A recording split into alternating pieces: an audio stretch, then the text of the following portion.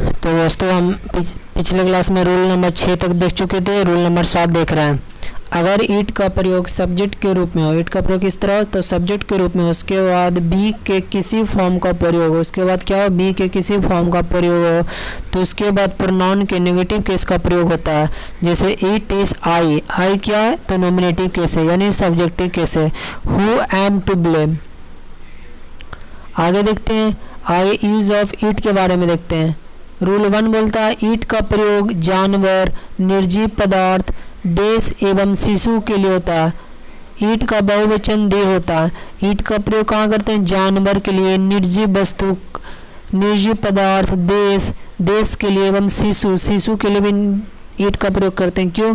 क्योंकि शिशु से कहने का तात्पर्य है कि वह मेल भी हो सकता है और फीमेल भी हो सकता है, क्योंकि शिशु में क्या होता है चाइल्ड भी आ सकती है, चाइल्ड कहते हैं, वो मेल चाइल्ड भी हो सकता है, फीमेल चाइल्ड भी होता है। इसलिए हम शिशु का प्रयोग कैसे करते हैं तो इसको करते हैं, इसके साथ ईट का प्रयोग करते हैं।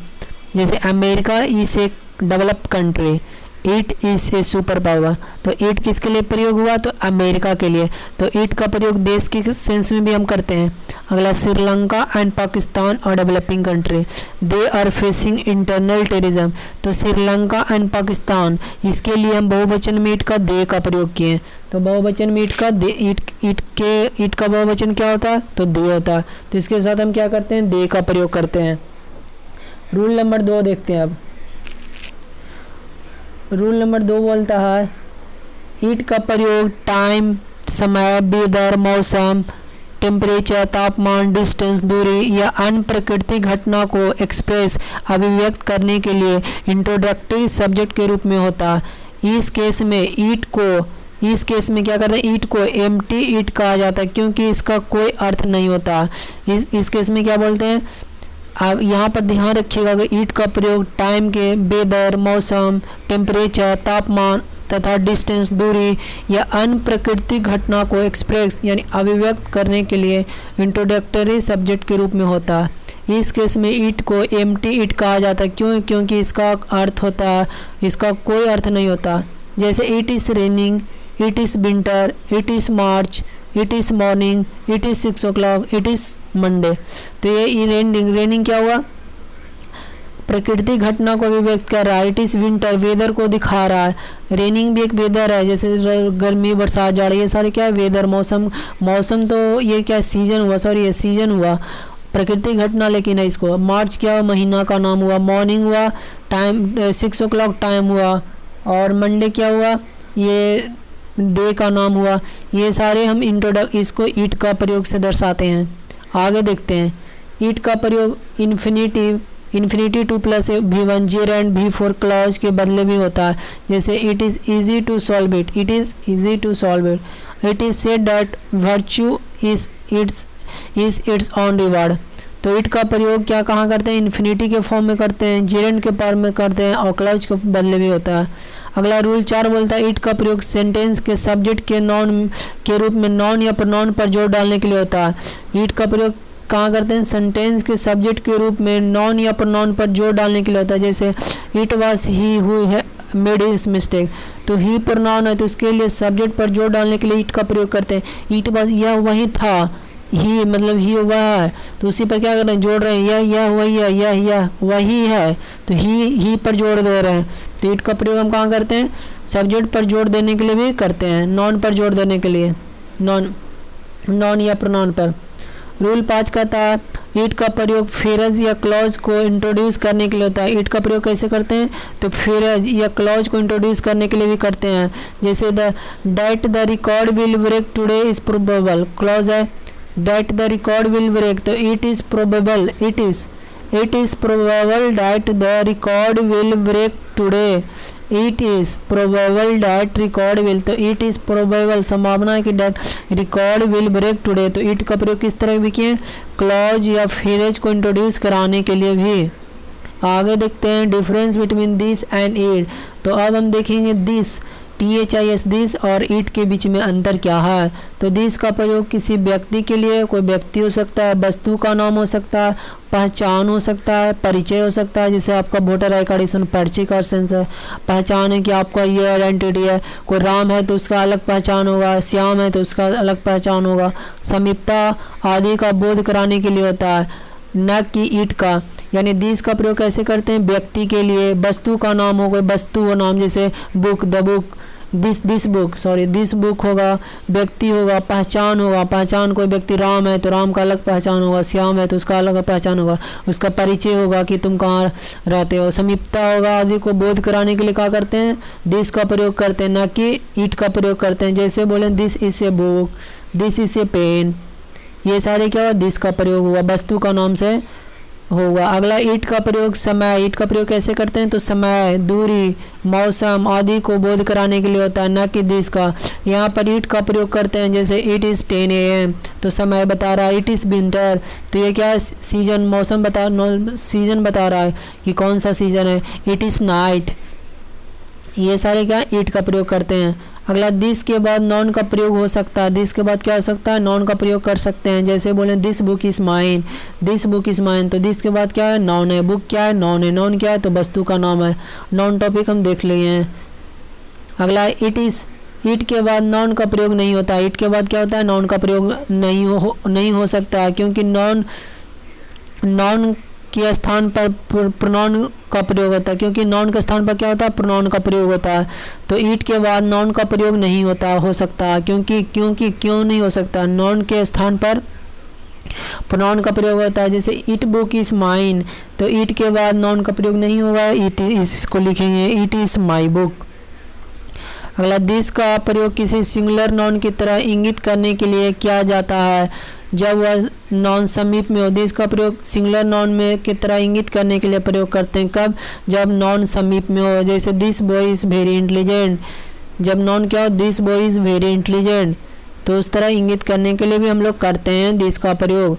अगला ईट का प्रयोग किसी सिंगुलर निर्जीव वस्तु शिशु के लिए प्रोनाउन के रूप में होता है। तो ईट का प्रयोग कैसे करते हैं? सिंगुलर निर्जीव वस्तु शिशु के लिए प्रोनाउन के रूप में होता है। जैसे बोले it is a splendid moment, it is a splendid moment. अगला दिस के बाद नॉन का प्रयोग हो सकता है। दिस के बाद क्या होता है? नॉन का प्रयोग होता है। जैसे this book is mine, this के बाद नॉन का प्रयोग होता है, लेकिन ईट के बाद नॉन का प्रयोग नहीं होता। यहाँ पर देखिए ये दोनों में अंतर। यहाँ पर देखिए ईट का प्रयोग किसी सिंगुलर निर्जीव वस्तु शिशु को प्रोनाउन को इंगित करने के लिए करते हैं। उसी तरह दिस का प्रयोग किसी सिंगुलर नॉन की तरह इंगित करने के लिए करते हैं जब नॉन समीप में हो। अगला साथियों यूज ऑफ प्रोनाउन और पोसेसिव केस। प्रोनाउन और पोसेसिव केस का यूज देखते हैं। जैसे नॉमिनेटिव केस कहने का मतलब है सब्जेक्टिव केस, पोसेसिव एडजेक्टिव और पोसेसिव प्रोनाउन। आई का नॉमिनेटिव केस में है तो इसका पोसेसिव एडजेक्टिव माई होगा और पोसेसिव प्रोनाउन माइन होगा। बी का नॉमिनेटिव केस में है तो इसका पोसेसिव केस आवर होगा और पोसेसिव प्रोनाउंस आवर्स होगा, वो योर है। यू नॉमिनेटिव केस में है तो पोसेसिव एडजेक्टिव में योर होगा और पोसेसिव प्रोनाउंस में योर्स होगा। ही नॉमिनेटिव केस में है तो हिज पोसेसिव एडजेक्टिव होगा और हिज पोसेसिव प्रोनाउन होगा। सी क्या है नॉमिनेटिव केस में तो इसका पोसेसिव एडजेक्टिव हर होगा और पोसेसिव प्रोनाउंस हर्स होगा। इट का नॉमिनेटिव केस है तो इट्स इसका पोसेसिव एडजेक्टिव होगा और पोसेसिव प्रोनाउन इसका नहीं बनता है। दे का पोसेसिव एडजेक्टिव देयर होता है और पोसेसिव प्रोनाउन देयर्स होगा, ये लग जाएगा। आगे रूल 1 में पोसेसिव प्रोनाउन का प्रयोग नॉन के पहले नहीं होता, ये ध्यान रखिएगा कि पोसेसिव प्रोनाउन का प्रयोग नॉन के पहले नहीं होता है। जैसे our school was closed for 4 days तो our school was closed for our school, ours नहीं होकर आवर होगा। पोसेसिव प्रोनाउन का प्रयोग नॉन के पहले नहीं होता है, इसलिए our school was closed for 4 days होगा। आवर्स क्या हो गया तो पोसेसिव प्रोनाउन होगा, क्योंकि यहाँ भी देखिए पोसेसिव प्रोनाउन क्या हुआ, आवर्स हुआ, इसलिए यहाँ नाउन के पहले यूज नहीं करते हैं पोसेसिव प्रोनाउन का, तो यहाँ गलत है, इसलिए हम उसको आवर में चेंज कर देंगे और इसके अब जाकर सही हो गया भाग। तो अब यहाँ नोट करेंगे, नोट में देखते हैं, नोट में दिया हुआ है कि पोसेसिव एडजेक्टिव का प्रयोग नाउन के पहले होता है। तो क्या होता है, पोसेसिव एडजेक्टिव का प्रयोग होता है नाउन के पहले, लेकिन पोसेसिव प्रोनाउन का प्रयोग नहीं होता है। जैसे बोले दिस इज माई बुक, तो बुक क्या हुआ, नाउन हुआ, माई क्या हुआ, तो पोसेसिव एडजेक्टिव हुआ। इसके पहले दिस इज माई, इसका माई का पोसेसिव प्रोनाउन क्या होगा, पोसेसिव प्रोनाउन माइन होगा, लेकिन माइन का प्रयोग नहीं करेंगे, क्या करेंगे, तो पोसेसिव एडजेक्टिव का प्रयोग करेंगे नाउन के पहले। तो ठीक, आगे देखते हैं। अगर नाउन का उल्लेख हो चुका है, नाउन का उल्लेख पहले हो चुका है या पहले से ज्ञात हो, तो उसका उल्लेख फिर से नहीं करना चाहिए। कोई सेंटेंस में नाउन का प्रयोग हो चुका है और उसका उल्लेख यानी उसका ज्ञात हो चुका है, तो उसके बाद दोबारा हम नाउन का उल्लेख नहीं करेंगे तथा पोसेसिव प्रोनाउन का प्रयोग किया जाना चाहिए। उसके बाद क्या करना चाहिए, पोसेसिव प्रोनाउन का प्रयोग करना चाहिए। जैसे दिस बुक इज़ माइन, तो बुक का उल्लेख हो गया तो दिस बुक इज़ माइन। आगे देखते हैं पोसेसिव प्रोनाउन और meaning. Possessive adjective plus noun के फॉर्म में मीनिंग देखते हैं। जैसे माइन करने का सेंस है तो माई प्लस नाउन होता है, माइन बोलें तो माई प्लस नाउन, आवर बोलें तो आवर प्लस नाउन, योर्स बोलें तो योर प्लस नाउन, हिस बोलें तो हिस प्लस नाउन, हर्स बोलें तो हर प्लस नाउन, देयर्स बोलें तो देयर प्लस नाउन। ये क्या हुआ, पोसेसिव प्रोनाउन, इसका अर्थ हुआ। जैसे माइन बोलें तो कहने का सेंस है कि this is my book, mine में छिपा हुआ अर्थ माई, माई मतलब माई प्लस नाउन छिपा हुआ अर्थ। और उसी तरह आवर्स में छिपा हुआ है आवर प्लस नाउन, आवर्स में क्या छिपा हुआ है, तो आवर प्लस नाउन, मतलब कि आवर्स कहने से सेंस होता है कि पोसेसिव एडजेक्टिव प्लस नाउन उसमें ऐड होता है, यानी पोसेसिव एडजेक्टिव का सेंस दिखा रहा है, नाउन का भी सेंस दिखा रहा है। आगे देखते हैं। अगला है हिस का प्रयोग पोसेसिव एडजेक्टिव एवं पोसेसिव प्रोनाउन दोनों में ही करते हैं। हिस का प्रयोग कैसे करते हैं, तो पोसेसिव एडजेक्टिव हो या पोसेसिव प्रोनाउन हो, दोनों में ही रूप में होता है। अगला इट्स का प्रयोग पोसेसिव एडजेक्टिव के रूप में होता है, इसका प्रयोग पोसेसिव प्रोनाउन के रूप में नहीं होता है। तो इट्स का प्रयोग हम कैसे करते हैं साथियों, तो पोसेसिव एडजेक्टिव के रूप में करते हैं, पोसेसिव प्रोनाउन के रूप में नहीं करते हैं। जैसे यहाँ देखिए, यहाँ दिया हुआ है इट का प्रयोग, इट है नॉमिनेटिव केस में, तो इसका पोसेसिव एडजेक्टिव क्या हुआ, इट्स हुआ, लेकिन इसका पोसेसिव प्रोनाउन नहीं होता है, ये बात ध्यान रखिएगा। आगे देखते हैं। रूल नंबर 2 बोलता है कि पोसेसिव प्रोनाउन का प्रयोग किसी सेंटेंस के वर्ब के सब्जेक्ट के रूप में होता है। तो पोसेसिव प्रोनाउन का प्रयोग कैसे करते हैं, किसी सेंटेंस, कोई सेंटेंस है कि वर्ब के सब्जेक्ट के रूप में होता है, कि सब्जेक्ट के वर्ब के सब्जेक्ट के रूप में होता है। कोई वर्ब जैसे yours is a new car, तो योर्स अर्थ your car is a new, अर्थ इसका जैसे इस क्या है तो सब्जेक्ट का वर्ब हुआ, सब्जेक्ट क्या है तो योर्स हुआ, तो पोसेसिव प्रोनाउन योर्स हुआ। तो इसका प्रयोग कैसे करते हैं, तो सेंटेंस के वर्ब के सब्जेक्ट के रूप में करते हैं। जैसे your is a new car, तो इसका अर्थ हुआ your car is a new, आपका कार क्या है, नया है।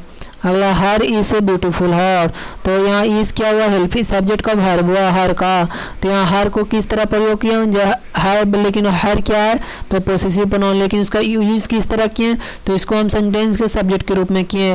तो इसका अर्थ हुआ hers house is a beautiful, hers house is a beautiful. आगे देखते हैं। रूल नंबर 3 बोलता है पोसेसिव प्रोनाउन का प्रयोग किसी सेंटेंस के वर्ब के ऑब्जेक्ट के रूप में होता है। पोसेसिव प्रोनाउन का भी हम देखें सब्जेक्ट के रूप में होता है, किसी सब्जेक्ट के वर्ब के सब्जेक्ट के रूप में होता है, वर्ब के सब्जेक्ट के रूप में होता है। अब यहाँ देख रहे हैं कि पोसेसिव प्रोनाउन का प्रयोग किसी सब्जेक्ट के वर्ब के ऑब्जेक्ट के रूप में भी होता है, सब्जेक्ट में भी होता है, ऑब्जेक्ट में भी होता है।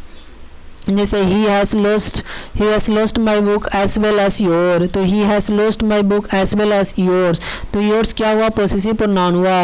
my book पोसेसिव प्रोनाउन देखिए ना, यहाँ पर देखिए पोसेसिव प्रोनाउन क्या हुआ, योर हुआ, माइन हुआ, आवर्स हुआ, हिज हुआ, हर हुआ, देयर हुआ।